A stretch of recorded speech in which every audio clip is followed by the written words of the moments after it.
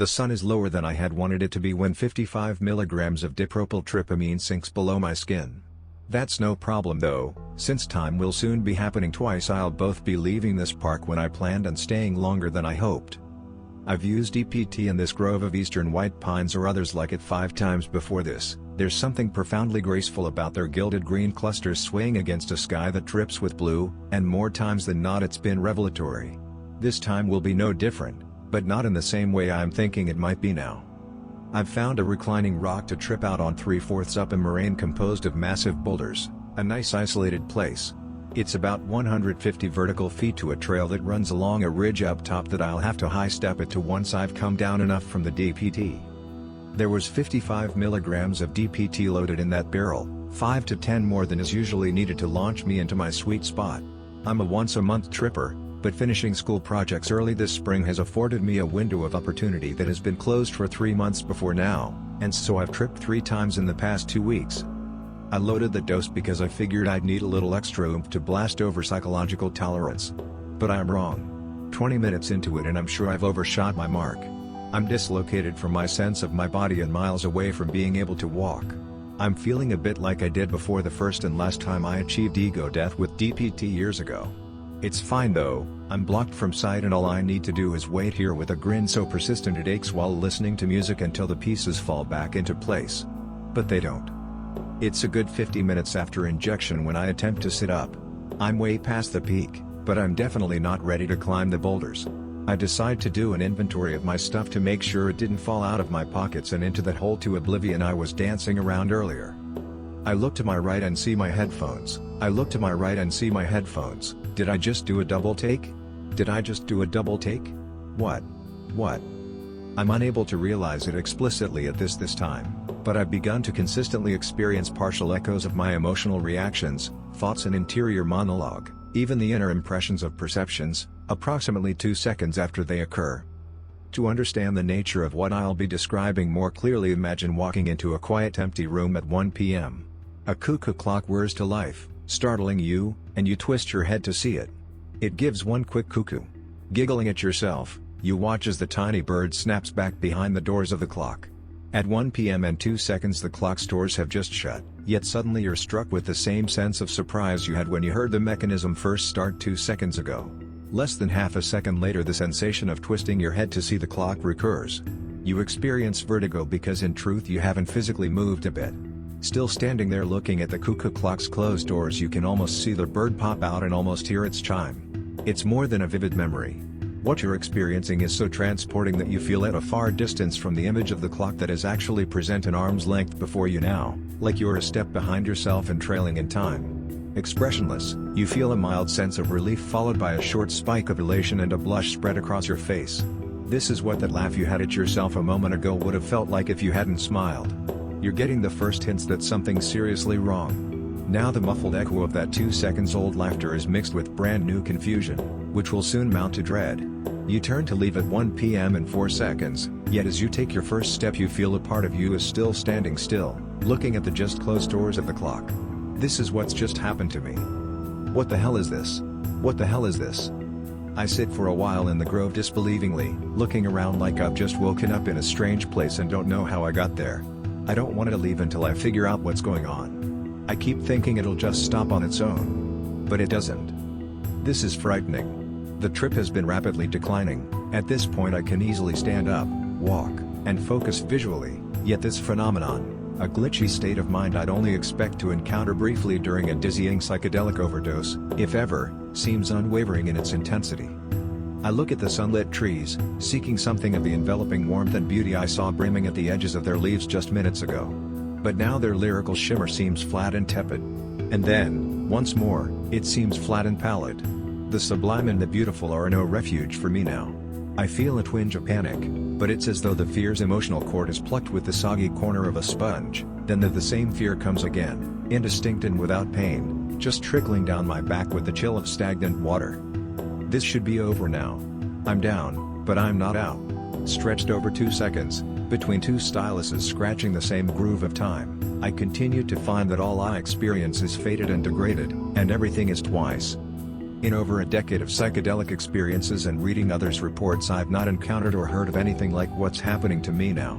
It's not an eternal tailspin into the recesses of the psyche or LSD's thought loop-de-loop psychosis. It's not something I can't stop thinking about because it's just so damned intriguing, or a perseverative behavior spurred on by compulsion. For 30 or 40 minutes I try to tell myself it's one or a combination of these things and that I'm just still too fucked up to recognize it. Throughout the episode I most often tell myself that what I'm dealing with is my own obdurate conviction in the pursuit of a question. I want what I'm experiencing to be the result of following a mystery so irresistible that I've placed myself as a character in its ongoing story to figure it out. The question: if a person suddenly re-experiences everything even as they continue on with their life, what can they do to make the repetition stop, and how do they catch up, or slow down, so that the two aspects of themselves once again track their experiences at the same point in time? I'm fooling myself and I know it. I just want the problem to be something I recognize so that I can know it will end, or can at least imagine a way that it could end. I need to know this is something people come out of. But the seconds are just there, unapproachable and indelible like a brute fact. I want to cry, or I expect that's what I should want. That's what's supposed to happen when things are desperate and you don't know what to do. That's the one outlet we always have. But I can't feel anything strongly enough to cry. Feelings occur in our immediate experience, but in this labyrinthine echo chamber they cannot scale any sharp emotional crescendos because they're constantly garbled and misdirected by the stirring of the just past. My thoughts and their echoes share the same breath as they stifle each other in endless error. I can't understand what's happening or escape it, only persist as a subject of its vague horror. It's a simple horror, too, consisting of just this world, and just one repetition. This is no dimethyltryptamine temple, whose grand vault and ornate fixtures can only be maintained by the rapid influx of high concentrations of psychoactives. No, all this needs to maintain itself is what it already has, the independent reality of quotidian existence. Its hell is economical. It really could last forever. I repeat the same rationalizations about what is or isn't happening repeatedly because often I can tell if the echo of these frantic thoughts is the second, third or the first time I've gone over them. Degraded experiences like the ones I am encountering now don't make much of an impression, so I constantly forget. I'm flailing in a swarm of sensations. It's extraordinarily difficult to tell when I first initiate any action because often my sense of initiating some thought B will coincide with the echo of my sense of initiating some previous thought A. The result is a sense that I experience starting to think about two things that are not necessarily related to one another at the same time. In this way even simple statements about myself can cascade into cacophonous congregations jostling with slick-tongued strangers. I start to worry I could get rolled into a snowballing maze of ever more convoluted re-experiences of re-experiences.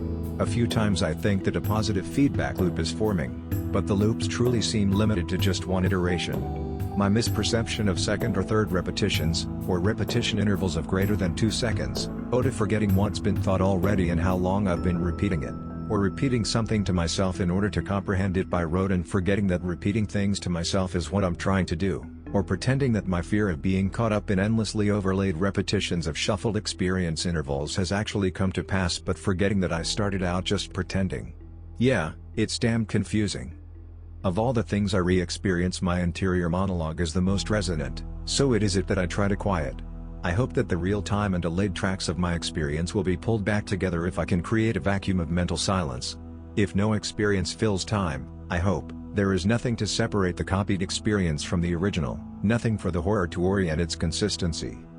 Staring wide-eyed I see, and try only to see, something outside me, tree bark, lichen on granite, cloud. It's futile. I can't empty my mind of thought because the echo is, itself, thought. It is automatically layered, it is always already inside. I want to talk to someone. I want to hear a voice that isn't my own. I feel almost completely sober in my body now. Why hasn't this stopped? This has to be because I've been tripping. But I'm not really tripping now. Is this nightmare really self-sustaining as I feared? Okay, last resort, when I make it home, somehow, I'm taking a knockout dose of GHB. A lack of consciousness cannot be divided. That will save me. I have to believe that will save me. But for now, walk, jump, keep your balance, find the trail, read the map, be busy. You're here now, this is happening now. You're the one behind your eyes. If your world is muffled, turn up the fucking volume. I find the trail and start heading towards the park's exit. It's up around a few more bends. I try to laugh at all this. How can it be? It's all so absurd. It can't be my fate if it's absurd. You can't split and drag a clone of your ego behind you in time. You can't be happening twice, you can't be happening twice. Whatever is happening can only be happening amid the swirl of living symbols that is you. You cannot be stuck in a mystery of logic. You cannot lose yourself forever in a question.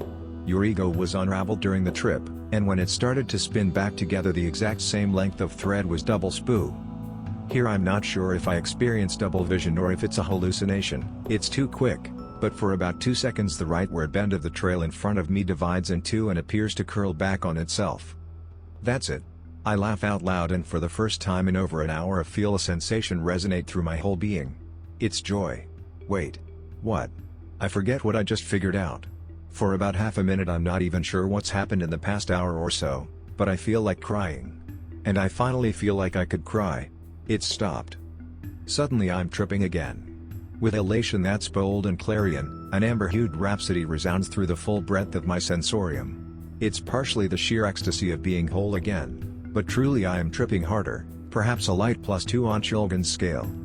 Over the next half hour I figure out that what has probably happened is that earlier I mistook the sense of detachment from the world I was experiencing during the time of the repetitions for a substantial decline in the trip's intensity when in fact the trip had been declining far more slowly. I check the clock on my cell and see I'm only a little over 2.5 hours past dosing. I expected this to last 3 hours before fading into residual stimulation. But even so, the fact that I was still tripping harder than I realized at this point does not account for the great severity of the phenomenon I experienced. Because the eureka event that ended the repetitions was followed by a brief period of quasi-amnesia, it is difficult to say for sure, but I think I remember the essence of what the realization I had was. Just before the realization I had suspected that towards the end of the DPT's peak I experienced something akin to ego death, but it was incomplete, i.e. some components of the ego remained online while others depatterned. The part of my ego pattern that was disrupted, whose fragmented form perhaps took around 2 seconds to synthesize its degraded experiential gestalt, may have re-established itself nested within the part of my ego pattern that survived the trip intact in error. This erroneous fragment followed the ego reassembly instructions, but as it carried out those instructions it was chemically partitioned by the DPT from the surviving portion of my ego pattern that it would have otherwise been integrated with that is, the fragment of the pattern that continued processing sensory information in the relative present. This idea of a degraded nested ego is similar to but distinct from the simultaneously active egos shown to exist in the brains of some people that have undergone corpus callosotomies. In any case, what was happening was a lot more complicated than a localized muscle spasm or a vocal tic. Something needed to continually orchestrate the activity of a diverse array of neural subsystems into a partial reiteration of whatever pattern was expressed in my brain 2 seconds before. I see something intriguing about the duration of the trail hallucination eureka event that ended my experience of the repetitions, that is, the hallucination of the path curling back on itself. I estimate it lasted just 2 seconds, which is the same duration as that of the delay between my experience in the present and its re-experience in a lesser form. To me the similarity suggests that two highly similar egoic brain processes, each partially capable of generating the essence of my usual personal conscious experience of the world, were synthesized and looped in succession. If this is the case, it might explain the degraded sense of self and the environment I noted during the experience. If mental resources needed to be reallocated to sustain both the ego that shaped my initial experiences and the echo-ego that re-experienced them, I imagine the bioelectrical patterns that each of the two consisted of would need to be of a significantly lower fidelity than those of a single ego pattern free to utilize all mental resources available to it for itself. It's also fascinating that throughout the episode I was trying to gain perspective on the problem by describing it to myself, but it was only when I came up with an interpretation of how the repetitions might have originated that the episode finally ended. My best guess is that by thinking of a theory that roughly explained the problem's origins consciously I provided some non-conscious maintenance intelligence a diagnostic solution that was close enough to the actual problem to correct whatever was happening and re-establish my normal unified ego pattern. The symbolism of the path curling back on itself may indicate that, on some level, such a non-conscious intelligence was aware of what was happening and chose to communicate it to me through the hallucination, but the symbolism is too vague to draw conclusions. Of course, that a powerful ego dissolver like DPT was decreasing in concentration at this point during the trip likely also played a role, both in my ability to make the realization about what was occurring and in the ability of my brain to re-establish and sustain the signal integrity that I believe likely underlies the functioning of my complete ego.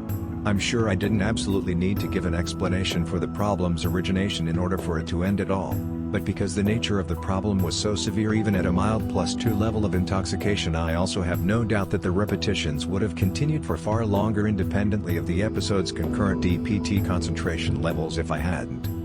After almost 13 years of use, even familiar psychedelics continue to surprise me. I think it's terrifying that an episode like this one can happen at all. To tumble endlessly through a labyrinth of myself, unable even to summon the indignation to scream, is a terror worse than I could have imagined. But it is also a profound testament to the facility of our minds that something so seemingly catastrophic as a looped ego pattern can be corrected through conscious understanding and epiphany. DPT taught me a psycho-philosophical lesson I had never read of or heard hinted about, and provided it through incomparably valuable first-hand experience. As self-aware beings, I can't imagine being charged with a more natural or pressing responsibility than to use the complete repertoire of our material and cognitive resources towards expanding the limits of those aspects of our awareness that make us unique within the full breadth of the experiential realm. What tools today could be more valuable to those ends than these non-endogenous bridges of psychomatter we continue to lay across moribund voids to new and great expanses of the mind that are physiologically impossible to reach without them? I will not let horror dissuade me, not least a revealing horror. I won't fear such opportunity.